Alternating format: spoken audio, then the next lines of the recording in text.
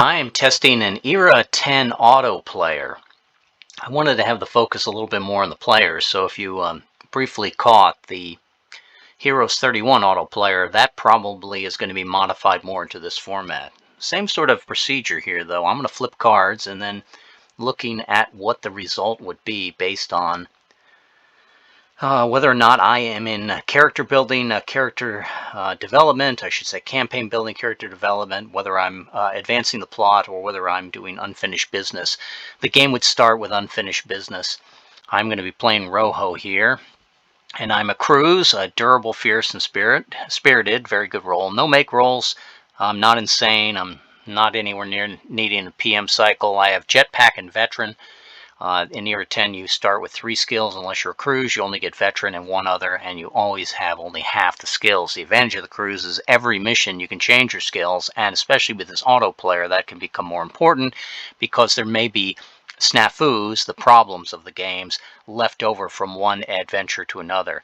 And what I have here with the idea of an Autoplayer is that I'm just going to try to continuously generate in either a board game or war game fashion the adventures of a role-play game, and no other additional academic skills, even though I'm not restricted in getting them as a Cruise.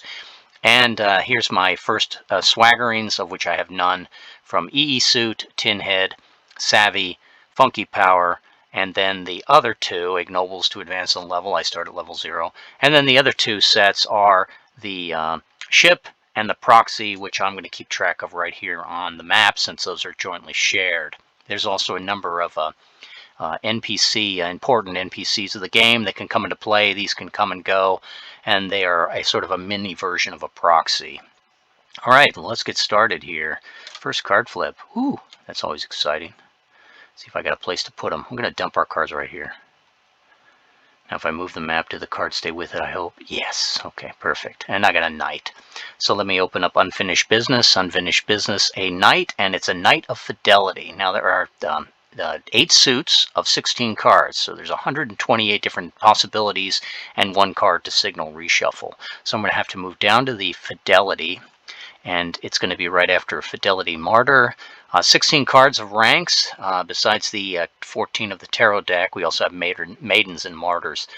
And this is the official science fiction version of the freestyle system. Knight Fidelity, straight up. Codename Trouble Time, Papaya. You'll notice a lot of these different... it's a double code word. Let's fix that sometime. The code words are basically some sort of tragedy followed by some sort of vegetable, because the head upper echelon of Mace hates the Chimer. Override the command order to redirect all power to non-existent shields. Who issued that anyway? The television? Heat for life support is not an afterthought. Ever seen a frozen Cruise? Very glum. Create a snafu. Now here's where the mechanics of the play come into. You may be accustomed to advantage for 3 dice and a certain difficulty level. Here you have a complexity level. In this case it's 13. You also have a diagnostic level of 11. If I roll 2 dice and got an 11, I can drop the overall complexity of this snafu by half a d8. And if I have the ship no taints, I do not, I would roll 3 dice for that 11 instead of 2. And the complexity of 13, that represents the overall roll I would need to make. Pretty hard roll to make, a 13.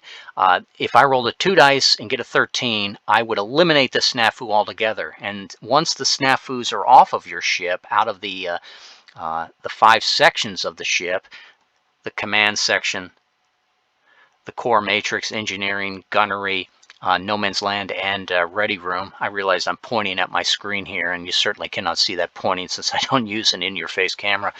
Orbital threat and anomaly. Those are things that are happening outside of the ship.